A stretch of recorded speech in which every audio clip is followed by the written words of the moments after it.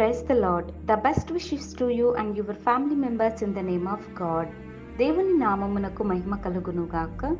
దేవుని నామం పేరిట మీకును మీ కుటుంబ సభ్యులందరికీ శుభాభివందనములు. ఈరోజు దేవుని వాగ్దానము, టుడే గాడ్స్ ప్రామిస్. మీరు ఎవనితో దేవునిని పోల్చుదురు? ఏ రూపమును ఆయనకు సాటి చేయగలరు? యెషయా గ్రంథం 40వ అధ్యాయం 18వ వచనం. To whom do you compare God? What from can be compared to him? The book of Isaiah chapter 40 verses 18.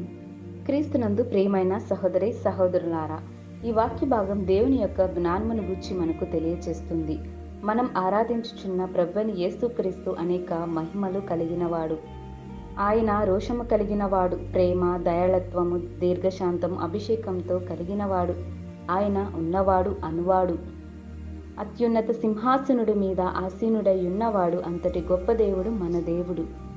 చూడండి ప్రియమైన సహోదరి సహోదరులారా, ఈ లోకంలో రకరకాల మనుషులు అనేక దేవుళ్లను పూజించడం, వాటిని మొక్కడం, విగ్రహాలను తయారు చేయడం, సూర్యులను, నీటిని, అనేక రకాల దేవుళ్లను విగ్రహ రూపంలో తయారు చేసి వాటిని ఆరాధిస్తున్నారు. అజ్ఞానుల వలె ప్రవర్తిస్తున్నారు. విగ్రహాలు చూడలేవు, మాట్లాడలేవు, కదలలేవు.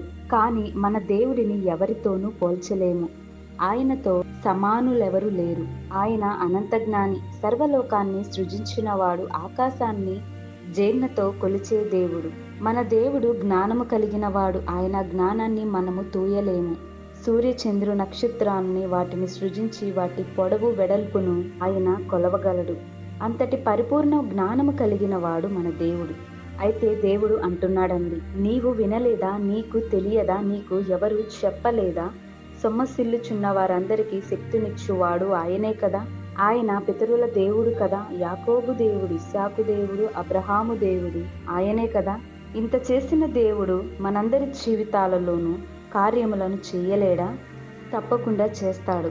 ఆయన యందు మనము విశ్వాసము కలిగి యథార్థతతోనూ ఆయన వాక్య ధ్యానము నుంచి మనము జ్ఞానాన్ని కలిగి ఆయన క్రియలను, అద్భుత కార్యములను మనము గైకొనాలి. ఆయన నీతి త్రోవలో మనందరము నడిచేవారుగాను ఉండాలి. కాబట్టి మనము మన దేవునిని ఎవరితోనూ పోల్చలేము. ఆయన రూపమును సాటే లేదు. మన దేవుడు నమ్మదగిన దేవుడు, జీవము గల గొప్ప దేవుడండి. అందును బట్టి మనమందరము దేవుని యొక్క జ్ఞానమును మనమందరము పొందుకొని ఉందుముగాక. ప్రార్థన. కృపా సత్య సంపూర్ణుడవైన మా యేసయ్య, నీకే వందనములు, స్తోత్రములు దేవా. ఈ ఉదయకాల సమయంలో ఈ శ్రేష్టమైన వాగ్దానం ద్వారా మాతో మాట్లాడిన విధానాన్ని బట్టి నీకు వందనములు, స్తోత్రములు దేవా. ప్రభువా, నీ జ్ఞానమును మాకు దయచేయండి. ప్రభువా, ఈ లోకంలో చాలా మంది నీకు వ్యతిరేకంగా విగ్రహాలను పూజలు చేయడం, మొరొక్కడం, ఆరాధించడం లాంటివి చేస్తున్నారు దేవా. దయచేసి వారందరికీ మారు మనసుని దయచేయండి.